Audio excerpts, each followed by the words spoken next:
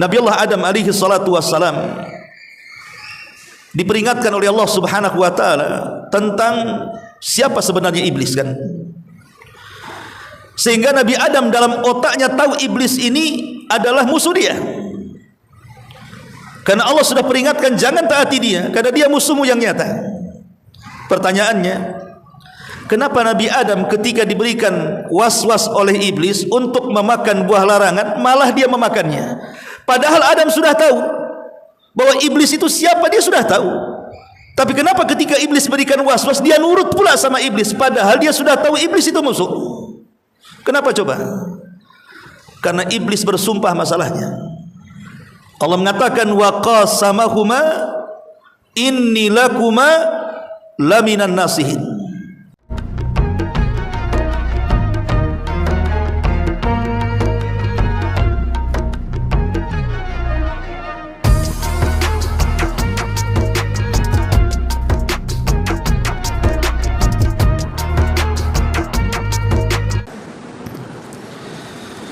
Bismillahirrahmanirrahim.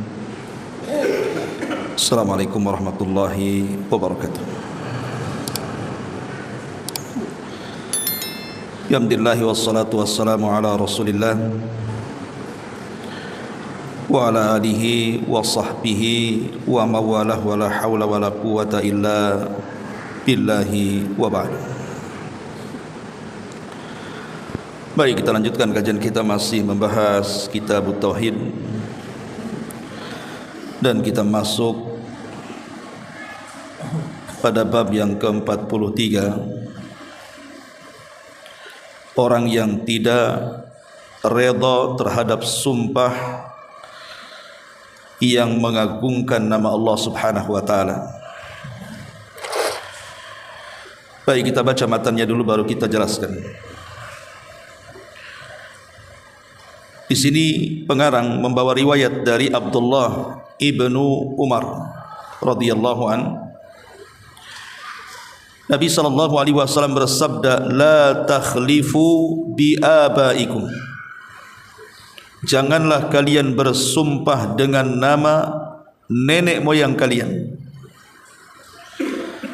Wa man halafa billahi falyasduq. Barang siapa yang bersumpah dengan nama Allah, maka hendaklah dia jujur dengan sumpahnya. Wa man khulifa lahu billahi falyardha. Maka barang siapa yang diberikan sumpah atas nama Allah, ataupun dengan kata lain dituntut untuk bersumpah dengan menyebut nama Allah, falyardha, maka hendaklah dia harus rela menerima sumpahnya.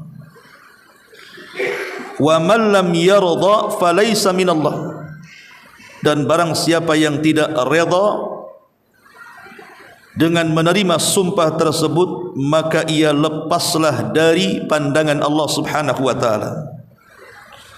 Hadis ini dikeluarkan oleh Imam Ibnu Majah dengan sanad yang hasan. Bab ini hanya menyebutkan satu dalil. Baik, ma'asyiral muslimin yang dimuliakan Allah Subhanahu wa taala, di dalam hadis ini korelasi bab yang disebutkan pengarang menurut Syekh Muhammad Imam Al-Utsaimin rahimahullahu taala, rela ataupun redha atas sumpah, di mana orang yang bersumpah itu menyebut nama Allah Subhanahu wa taala, itu bagian daripada pengagungan kita kepada Allah Subhanahu wa taala. Jadi kalau ada orang yang bersumpah di hadapan kita dan sumpahnya menyebut nama Allah Subhanahu wa taala, maka kita harus rela dan redha dengan sumpahnya. Bukan karena semata-mata sumpahnya, tidak, tapi dia menyebut-nyebut nama Allah di situ. Jadi kita mengagungkan nama Allah yang disebut bukan karena sumpahnya. Dari sini kita tahu hukum tentang bersumpah kepada selain Allah Subhanahu wa taala.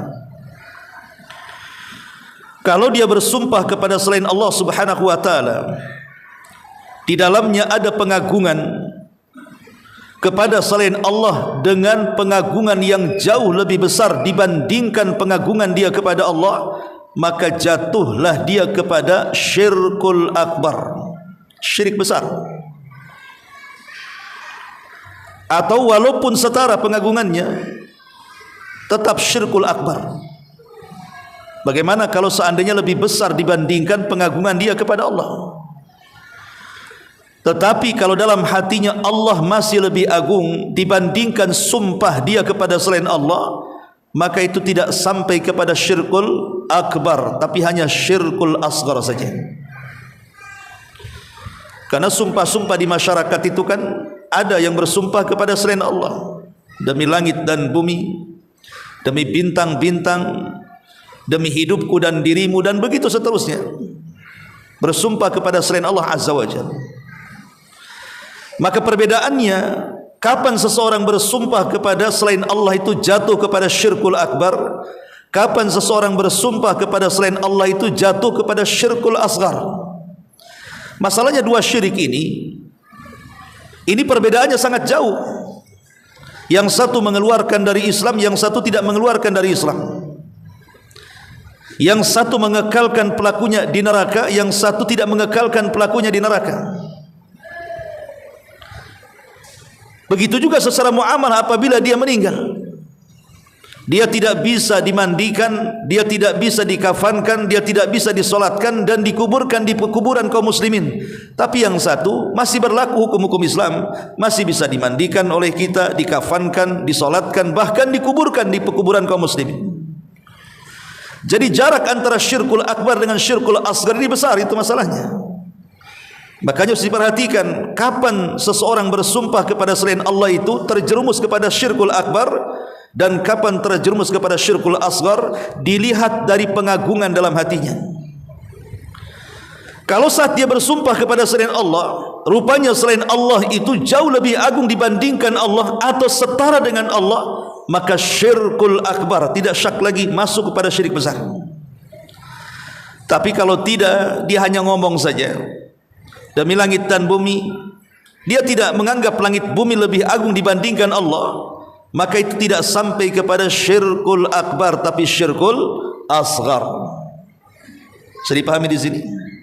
Jadi dari segi pengagungannya, lah bab ini mengatakan, wala la takhlifu bi abaikum, janganlah kalian bersumpah dengan nama nenek moyang kalian. Karena orang-orang jahiliyah terbiasa mereka bersumpah dengan moyang-moyang mereka. Mereka suka menyebutkan moyang-moyang mereka, dan itu kebanggaan bagi mereka, menyebutkan nenek moyang mereka yang sudah tiada, bahkan sudah dalam tanah.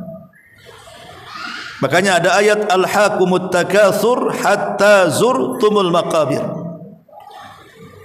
Alhaqumut takatsur, telah melalaikan kalian at-takatsur, berlomba-lombanya kalian ketika memperbanyak dunia, hatta zurtumul maqabir, sampai kalian datang ke kuburan-kuburan kalian. Lah salah satu asbab nuzulnya, orang-orang jahiliyah itu mereka suka berbangga-bangga antar kabilah dengan nenek moyang mereka, dengan hasab mereka.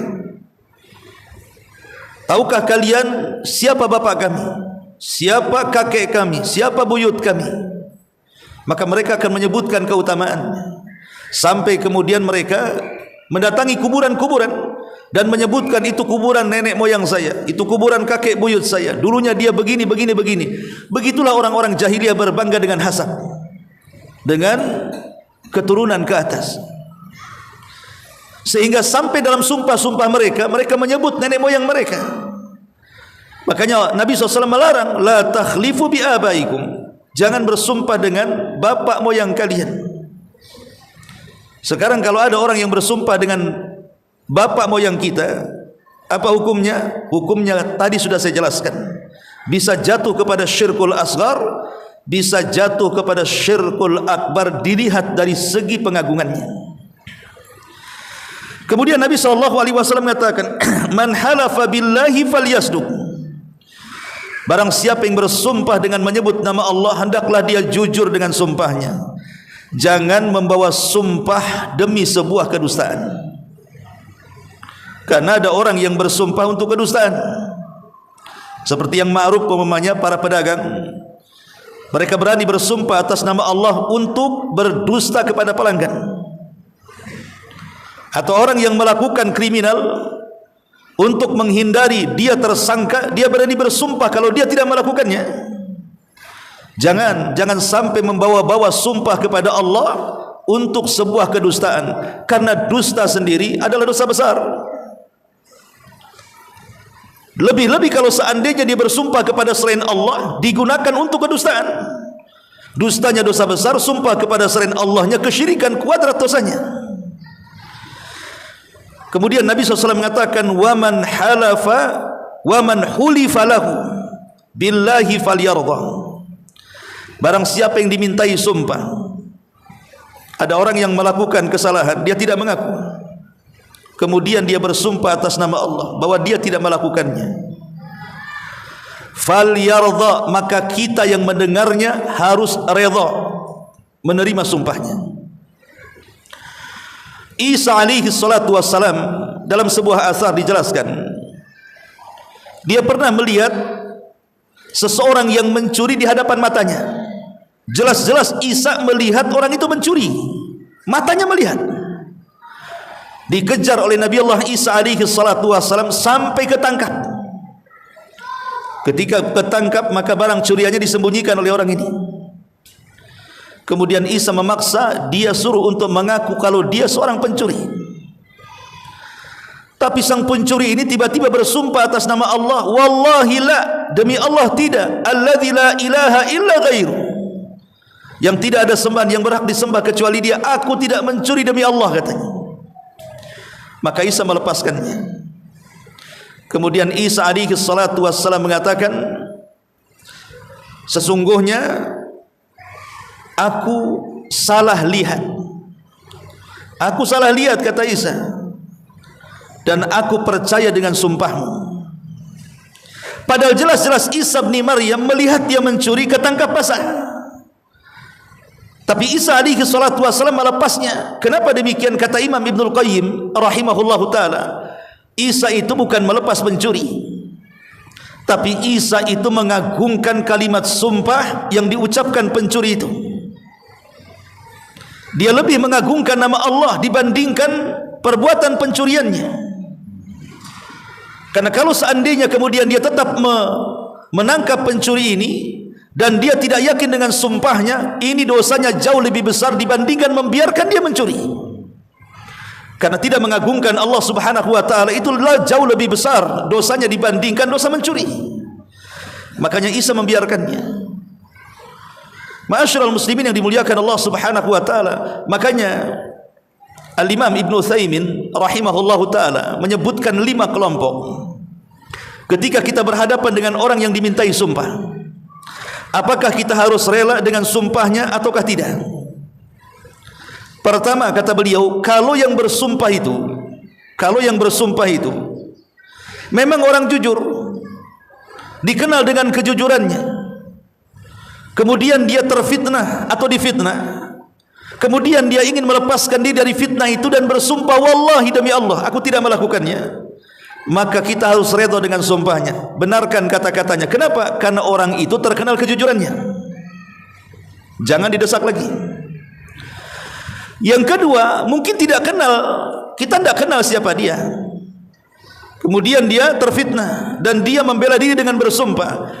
Kalau ghalabatul dhann, artinya perasaan kita ini melihat dia nampaknya orang baik bukan orang jahat, mungkin ada qarinah-qarinahnya yang mengatakan nampaknya orang kayak dia nggak mungkinlah berdusta, pakai peci, pakai jubah, nggak mungkinlah dia mencuri, umpamanya, walaupun belum kenal. Tapi hati kita cenderung dia bukan orang jahat tuh, maka kita wajib menerima sumpahnya, jangan didesak lagi, memang dia tidak melakukan kesalahan. Kemudian yang ketiga, kalau sama-sama nih 50-50 nih antara apakah dia orang baik atau orang jahat, kita tidak bisa memutuskannya sama sekali. Kata Syekh Utsaimin, tetap kita harus menerima sumpahnya. Kenapa? Karena mengagungkan Allah Subhanahu wa taala jauh lebih besar dibandingkan kriminalnya. Tapi kata Imam Utsaimin, kalau yang keempat dan yang kelima, jangan terima sumpahnya. Kita tidak boleh rela dan redha dengan sumpahnya. Yang keempat, orang yang dikenal dengan dustanya. Memang dia pendusta. Dia suka berdusta kemana-mana. Kalau seandainya dia terjatuh kepada kriminal, kemudian ketangkap, tiba-tiba dia bersumpah saya tidak melakukannya, jangan diterima sumpahnya. Kenapa? Ma'ruf dia seorang pendusta. Atau yang kelima, mungkin kita tidak kenal dia, dia bukan seorang pendusta, tapi korinahnya nampaknya orang jahat dia itu. Nampaknya orang jahat, hati kita cenderung menilai dia orang jahat, bukan orang baik. Maka dari sini kita tidak mengapa tidak menerima sumpahnya. Walaupun di sini Rasul mengatakan, "Wa man khulifa lahu billahi falyardha." Barang siapa yang dimintai sumpah dan dia bersumpah, maka kita harus rela dengan sumpahnya. Tapi yang dua kelompok itu, kata Imam Ibnu Utsaimin, jangan rela dengan sumpahnya. Kenapa? Karena dikenal kedustaannya, atau ghalabati dzan, terkalahkan prasangka kita, memang dia orang jahat bukan orang baik. Nabi Allah Adam alaihi salatu wassalam diperingatkan oleh Allah subhanahu wa ta'ala tentang siapa sebenarnya iblis kan. Sehingga Nabi Adam dalam otaknya tahu iblis ini adalah musuh dia. Karena Allah sudah peringatkan jangan taati dia, karena dia musuhmu yang nyata. Pertanyaannya, kenapa Nabi Adam ketika diberikan was-was oleh iblis untuk memakan buah larangan, malah dia memakannya? Padahal Adam sudah tahu bahwa iblis itu siapa, dia sudah tahu. Tapi kenapa ketika iblis berikan was-was, dia nurut pula sama iblis, padahal dia sudah tahu iblis itu musuh? Kenapa coba? Karena iblis bersumpah masalahnya. Allah mengatakan, wa qasamahuma inni lakuma laminan nasihin. Dan iblis pun bersumpah di hadapan Adam dan Hawa bahwa dia seorang pemberi nasihat. Sehingga dalam pikiran Nabi Adam alaihi salatu wasallam la yutasawwar, tidak bisa dibayangkan, mana mungkin seseorang bersumpah atas nama Allah demi kedustaan di alam para malaikat. Karena sebelumnya belum pernah terjadi orang bersumpah atas nama Allah untuk kedustaan.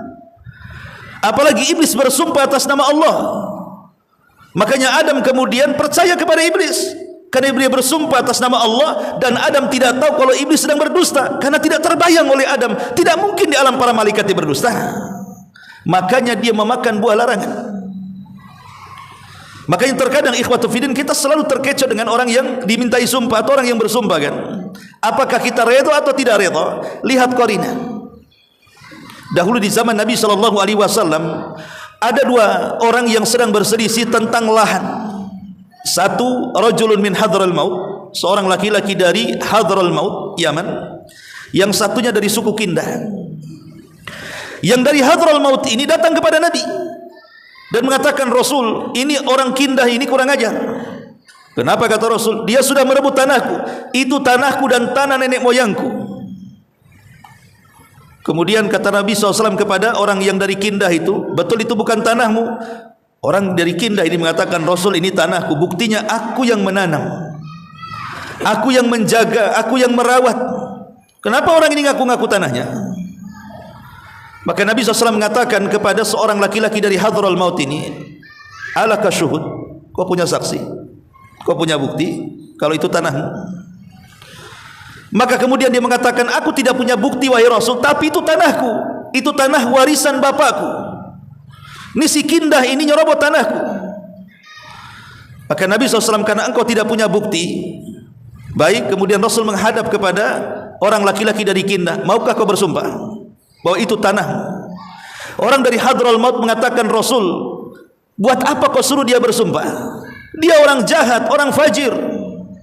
Tapi Nabi SAW mengatakan, harus bagaimana? Kau tidak punya saksi, kau tidak punya bukti. Begitulah caranya. Rasul hanya berhukum dengan zahir kan. Tapi Nabi SAW tidak mengatakan kepada seorang dari hadral maut, kau harus redha dengan sumpahnya. Kenapa? Karena orang dari Kindah ini memang orang jahat. Tidak harus rela dengan orang jahat kan. Jadi kalau orang dikenal dengan kedustaannya, kejahatannya, dia bersumpah dengan kriminalnya untuk terbebas, kita tidak perlu ridha pun tidak ada masalah, tidak menerima sumpahnya pun tidak ada masalah. Tapi kalau dia orang baik kemudian bersumpah atas nama Allah, kemudian kita tidak redha, berdosa kita. Kenapa? Karena kita tidak sedang mengagungkan Allah Subhanahu wa taala. Sampai di sini paham? Ya. Atau saya contohkan. Di zaman Nabi SAW di kota Madinah terjadi pembunuhan, orang Ansar dibunuh. Dan itu disebutkan kisahnya kalau kita membahas kitab fiqh dalam bab Al-Qasamah. Jadi ada orang Ansar dibunuh. Pelakunya tidak tahu siapa yang membunuhnya. Tapi orang Ansar yakin bahwa yang membunuhnya pasti Yahudi. Akhirnya kemudian orang Ansar melaporkan kepada Nabi SAW bahwa ada seorang sahabat dari Ansar terbunuh dan kami yakin yang membunuhnya Yahudi si fulan. Maka Nabi SAW memanggil semuanya. Orang Yahudi mengatakan kami tidak membunuh. Sahabat Ansar mengatakan bahkan kalian pembunuh. Orang Yahudi mengatakan kami tidak membunuh. Kemudian Nabi SAW mengatakan kepada orang Ansar, baik, apakah kau melihat orang Yahudi itu membunuh? Kata orang Ansar, kami tidak melihat wahai Rasul, tapi kami sangat yakin dia membunuh.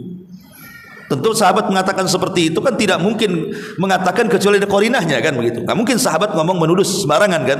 Pasti setelah menyelidiki. Tapi masalahnya bukti kurang.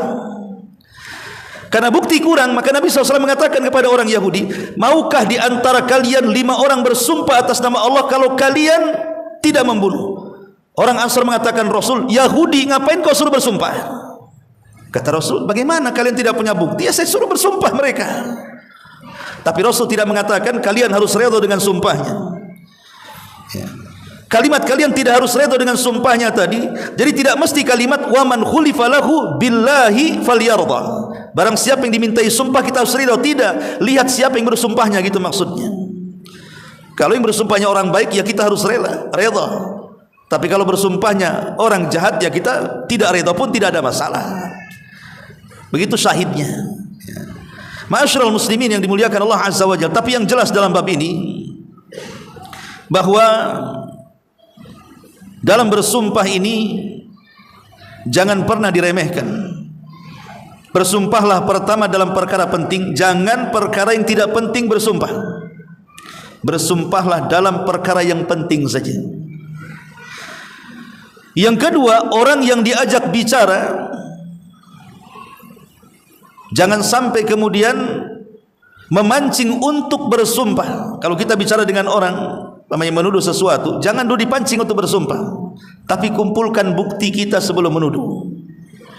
Karena kita terkadang mudah menuduh, sekali ketika dibalik tuduhannya mana buktinya, kita tidak bisa pula menyebutkan buktinya, saksinya pun tak ada. Lalu apa gunanya menuduh-nuduh orang? Karena di masyarakat itu umumnya kan seperti itu. Ada orang yang sakit-sakitan, akhirnya suudon, jangan-jangan disihir tetangga katanya. Dia enggak melihat tetangganya datang ke dukun, dia tidak melihat tetangganya ngancam mau didukunkan dan begitu seterusnya. Tapi kan seseorang terkadang menuduh dulu kan, karena kejahilannya kan itu. Akhirnya memancing orang untuk bersumpah dan tidak melakukannya. Ma'asyiral muslimin yang dimuliakan Allah Subhanahu wa taala. Intinya jangan sembarang bersumpah kecuali yang penting-penting, dan jangan menyulut orang untuk bersumpah pada hal-hal yang dia tidak melakukannya. Dan apabila telah bersumpah, maka dia wajib untuk menepati sumpahnya. Dan kalau ada orang yang bersumpah di hadapannya, maka kita wajib redha dengan sumpahnya. Ini yang tercantum dalam bab ini. Baik, karena masih ada waktu, kita masuk kepada bab ke-44. Bab ucapan Masya Allah atas kehendak Allah Subhanahu wa ta'ala, wa sya'a fulan, dan atas kehendak fulan. Qutaibah rahimahullahu ta'ala berkata, anna yahudiyan atan nabiyya sallallahu alaihi wasallam faqala innakum tusyrikuna taquluna ma syaa Allah wa syi'ta wa taquluna wal ka'bati. Fa amarahumun nabiyyu sallallahu alaihi wasallam idza aradu an yahlifu aw yaqulu wa rabbal ka'bati wa an yaqulu ma syaa Allah thumma syi'ta. Qala Ibnu Abbas radhiyallahu anhuma anna rajulan qala lin nabi sallallahu alaihi wasallam ma syaa Allah wa syi'ta faqala aja'altani lillahi niddan ma syaa Allah wahdahu. Qutaibah berkata, ada seorang Yahudi datang kepada Nabi SAW, tiba-tiba berkata, sesungguhnya kamu wahai Muhammad dan juga sahabat-sahabatmu telah melakukan banyak kesyirikan. Lihat orang Yahudi, mereka agamanya di atas kesyirikan, menuduh orang pula berbuat syirik. Yahudi melakukan banyak kesyirikan, mengatakan Uzair itu putra Allah, dan mereka sangat erat dengan ilmu dunia, sihir dan perdukunan. Tapi datang kepada Rasul mengatakan, kalian ini banyak melakukan kesyirikan, tidak lain dan bukan hanya untuk ngompor-ngompori saja, buat masalah saja, mau bergaduh saja. Ya. Kemudian kalian, kata orang Yahudi, banyak melakukan kesyirikan karena kalian mengucapkan atas kehendak Allah dan kehendak kamu wahai Muhammad, atau mengucapkan demi Ka'bah. Maka Nabi SAW merintahkan para sahabat apabila hendak bersumpah supaya mengucapkan demi Rabb pemilik Ka'bah. Jangan demi Ka'bah saja, katakan demi Rabb pemilik Ka'bah. Atau saat mengucapkan atas kehendak Allah, maka katakanlah atas kehendak Allah kemudian atas kehendak kamu. Jangan katakan atas kehendak Allah dan kehendak kamu. Ibnu Abbas radhiyallahu anhu mengatakan bahwa ada seorang laki-laki berkata kepada Rasul, atas kehendak Allah dan kehendak kamu. Maka Nabi SAW mengatakan, apakah kamu telah menjadikan diriku sesembahan atau sekutu bagi Allah? Hanya atas kehendak Allah saja. Dari sini kita tahu tentang kalimat ini ada 3 pembahasan. Pertama, mengucapkan Masya Allah wahdah, atas kehendak Allah saja. Yang kedua, kalimat Masya Allahu thumma syi'ta, atas kehendak Allah kemudian kehendak kamu. Kemudian yang ketiga, Masya Allahu wa syi'ta, atas kehendak Allah dan kehendak kamu. Di masyarakat ikhwan, kalimat seperti ini sering terjadi. Bahkan kalau boleh dikata, bukan sering terjadi, memang itu menjadi bahan lisan yang diucapkan orang-orang awam. Kalau bukan karena kamu, ya mungkin bahasanya kalau bukan karena Allah dan kamu. Kalau bukan karena saya, kalau bukan saya ngasih modal, kalau bukan begini-begini, itu bahasa yang biasa dilakukan di masyarakat. Tapi di sini ingat bahwa kata-kata itu, walaupun satu kalimat, kalau mengandung murka Allah, cukup memasukkan kita ke dalam jahannam. Innal abda la yatakallamu bil kalimati la yulqi laha balan yahwi sahibuha fi nari jahannam. Terkadang ada seorang hamba mengucapkan satu kalimat, dia tidak sadar kalimat itu membuat Allah murka, maka Allah akan lempar dia ke dalam jahannam. Kalau satu kalimat saja bisa melempar ke dalam jahannam, macam mana pula berkalimat-kalimat? Maka hati-hati dalam mengeluarkan kalimat. Yang pertama, Masya Allah wahdah, ini semua atas kehendak Allah, titik sampai di sini. Maka ini kalimat muwahhid al-khalis, sunnah hukumnya. Ini kalimat orang-orang yang memiliki tauhid. Kalau seandainya dia sedang nyetir tiba-tiba jatuh, atas kehendak Allah saya jatuh, sudah sampai di sini. Kalau seandainya kemudian orang ini kita kasih modal berhasil, kemudian dia memuji kita, kita katakan keberhasilan itu atas kehendak Allah, titik sampai di sini. Jangan katakan atas kehendak Allah, saya juga yang ngasih modal. Cukup, ini kalimat tauhid dan ini hukumnya sunnah. Kalimat yang kedua, Masya Allahu thumma syi'ta, atas kehendak Allah dan kemudian dirimu. Ini jaiz, boleh, tidak dapat pahala, tapi boleh mubah perkataan seperti ini, karena dia tidak menyamakan Allah. Dia tetap memprioritaskan Allah dulu, kemudian makhluknya. Ya kalau bukan karena Allah kemudian kamu, boleh, tidak ada masalah, tapi tidak berpahala, karena tidak sunnah hukumnya. Karena kalimat tauhid itu hanya satu, Masya Allah wahdah, titik. Kemudian yang ketiga, Masya Allah wa syi'ta, atas kehendak Allah dan kamu. Ini syirik. Dan syirik ini terbagi menjadi 2. Kalimat Masya Allah wahdah, Masya Allah wa syi'ta, atas kehendak Allah dan kamu, ini bisa jatuh kepada syirkul akbar, bisa jatuh kepada syirkul asghar. Kapan jatuh kepada syirkul akbar? Kapan jatuh kepada syirkul asghar?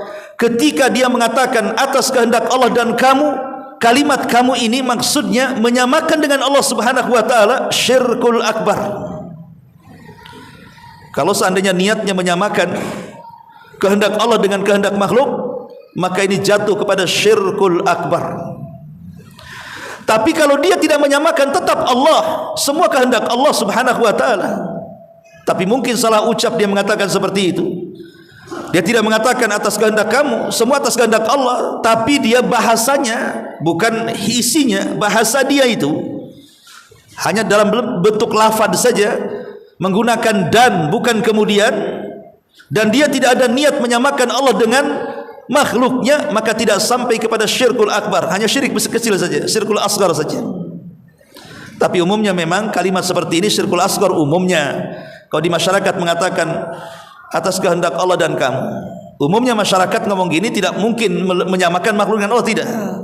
Tapi seandainya seseorang menyamakan dalam hatinya antara Allah dengan makhluk, dengan mengatakan kalimat seperti itu, maka tidak syak lagi dia terjerumus kepada syirkul akbar. Ma'asyiral muslimin yang dimuliakan Allah Subhanahu wa taala. Kemudian kata pengarang di sini, diriwayatkan oleh Ibnu Majah dari Tufail, saudara seibu Aisyah radhiyallahu anha, Abu Bakar Siddiq itu memiliki 4 istri. Abu Bakar Siddiq memiliki 4 istri dan masing-masing punya anak. Lah yang terakhir Abu Bakar Siddiq radhiyallahu anhu menikah dengan seorang wanita namanya Ummu Ruman. Ummu Ruman ini ibunda daripada Aisyah. Jadi setelah Abu Bakar menikah dengan Ummu Ruman, kemudian punya anak putri namanya Aisyah. Tetapi Ummu Ruman sebelum menikah dengan Abu Bakar, dia sudah memiliki suami sebelumnya dan mempunyai anak dari suami lamanya sebelum dia menjanda. Lah anak pertama dari suami yang lama, bukan dari Abu Bakar, itulah namanya Tufail. Makanya antara Tufail dengan Aisyah radhiyallahu anha itu saudara seibu, sama-sama dari ibu yang sama, berbeda bapak. Jadi Tufail ini saudara Aisyah seibu radhiyallahu anha berkata, aku bermimpi, kata beliau. Jadi seolah-olah mendatangi sekelompok orang-orang Yahudi, dan aku berkata kepada mereka, sungguh kalian adalah sebaik-baik kaum jika kalian tidak mengatakan Uzair itu putra Allah. Mereka menjawab, maksudnya orang-orang Yahudi, sungguh kalian juga sebaik-baik kaum jika kalian tidak mengatakan atas kehendak Allah dan kehendak Muhammad.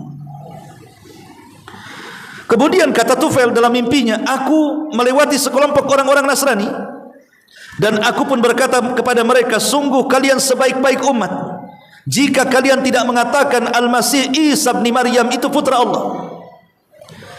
Maka orang Nasrani membalas dan mengatakan, kalian juga sungguh sebaik-baik umat jika kalian tidak mengatakan atas kehendak Allah dan kehendak Muhammad.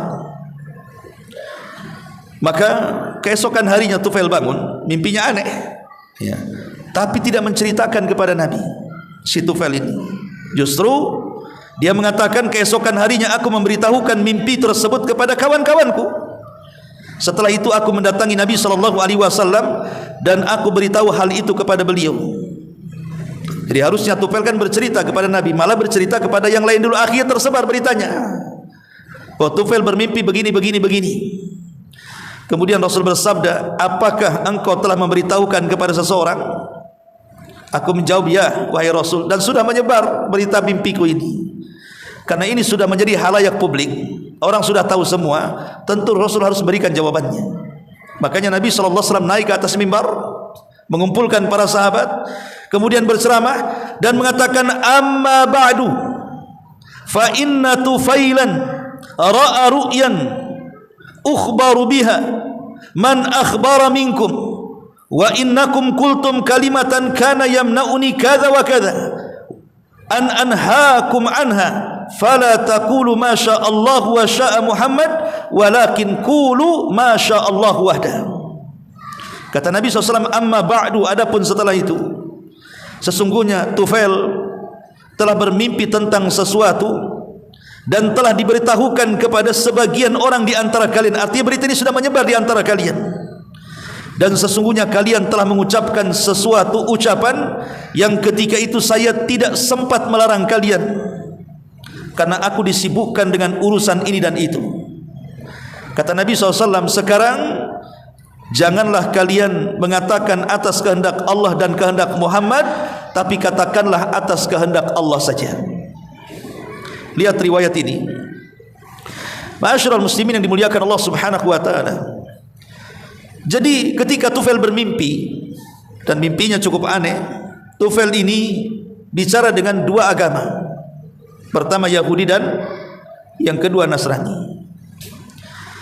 Kata Tufail kepada orang Yahudi, sebenarnya agama kalian itu bagus. Masalahnya yang jelek cuma satu, kalian menganggap Uzair itu putra Allah. Yahudi pula bantah, kami juga menganggap agama engkau itu bagus, agama Islam. Masalahnya kalian mengucapkan atas kehendak Allah dan Muhammad. Di sini tak bagusnya katanya. Kemudian si Tufail dalam mimpinya berjumpa dengan orang Nasrani. Sesungguhnya agama kalian itu mantap, masalahnya kalian mengucapkan Isa itu putra Allah. Coba kalau tidak mengucapkan kalimat itu. Maka Nasrani mengatakan, aku juga sama menganggap agama kalian Islam itu juga luar biasa. Masalahnya kenapa kalian mengatakan atas kehendak Allah dan Muhammad? Kan ini mimpinya aneh. Makanya kepikiran oleh Tufail mimpinya ini. Sampai akhirnya dia menceritakan ke kawan-kawannya mimpinya ini. Gimana ya? Kok saya bisa mengatakan seperti itu dalam mimpiku? Maka hebohlah mimpi Tufail ini sampai akhirnya ke telinga Rasul, dan baru Tufail memberitahu kepada Nabi SAW setelah berita ini dikonsumsi publik. Tentu Rasul tidak mungkin membiarkan berita ini mengalir begitu saja, karena ini akan jadi fitnah. Makanya Nabi SAW langsung mengumpulkan para sahabat dan mengatakan, karena ketika itu belum ada wahyu dari Allah Subhanahu wa taala untuk menjawabnya, maka Rasul harus menjawab dengan hati-hati. Karena untuk meredam fitnah kan, berita yang menyebar di tengah-tengah masyarakat, dan mengatakan, saya minta maaf kata Rasul, aku mendengar Tufail bermimpi begini dan begitu. Ada beberapa kalimat dalam Islam saya tidak sempat melarangnya karena saya sibuk urusan ini dan itu. Tapi hari ini jangan lagi kalian katakan atas kehendak Allah dan kehendak Muhammad, katakan atas kehendak Allah saja. Ini namanya syaddu dari'ah namanya. Rasul ingin mencegah adanya kesyirikan. Maka kesimpulan dari hadis ini, riwayat Tufail ini, saudari atau saudara seibu Aisyah radhiyallahu anha menjelaskan kepada kita, maka jangan sekali-kali kita menasabkan masyiah kehendak kepada selain Allah Subhanahu wa taala. Tapi nisbatkanlah kehendak itu semua terjadi karena Allah. Ya, karena memang terjadi karena Allah. Antum mendapatkan nikmat-nikmat itu datang dari siapa? Dari Allah. Fama bikum min nikmatin faminallah. Tidak ada satupun nikmat kecuali semua datang dari Allah. Ketika seseorang mendapatkan musibah, musibah juga bagian daripada cobaan yang Allah berikan kepada kita. Apakah kita sabar atau tidak dengan cobaan yang Allah berikan kepada kita ini? Dengan mengatakan semua datang atas kehendak Allah. Karena di masyarakat nih lisan-lisan kadang-kadang sulit dijaga, mungkin karena kurangnya belajar tauhid sehingga tidak paham ada kalimat-kalimat itu yang justru menghilangkan kesempurnaan tauhid. Seperti yang sering dikatakan di masyarakat, kalau bukan saya yang bantu kamu, tentu kamu tidak seperti ini. Kalau bukan saya yang memodalimu, tentu kamu tidak jadi orang. Kalau bukan karena saya jalan ke sana, coba tadi saya tidak jalan ke sana, tentu saya tidak akan jatuh. Kalau bukan karena ada tetangga lewat semalam, habislah kemudian rumah saya karena kecurian. Kalau bukan karena kepiawaian kamu menyetir mobil, mungkin mobil kita sudah tertabrak lori. Ini kan kalimat-kalimat seperti ini kan sering di masyarakat diucapkan, ikhwan. Ketahuilah kalimat-kalimat ini harus dicerna, diteliti, apakah ada kesalahan atau tidak. Maka kita katakan ya, di dalamnya ada kesalahan, bahkan fatal kesalahannya. Kenapa? Karena dia menasbatkan masyiah kepada selain Allah dan sebagainya, kufur nikmat. Harusnya bahasa yang harus diucapkan semua atas kehendak Allah. Kalau bukan karena Allah, ini jangan sampai kalimat ini dilupakan. Kalau bukan karena Allah, kemudian aku, kemudian kamu, kemudian tetangga. Kalau bukan karena Allah, semua takdir dari Allah, saya harus celaka di jalan ini dan itu. Kul masya Allah, katakan atas kehendak Allah Subhanahu wa ta'ala. Wallahu alam. Sudah di isya. Subhanallah bihamdika asyhadu an la ilaha illa anta astaghfiruka wa atubu ilaik. Allahu ta'ala alam. Assalamualaikum warahmatullahi wabarakatuh.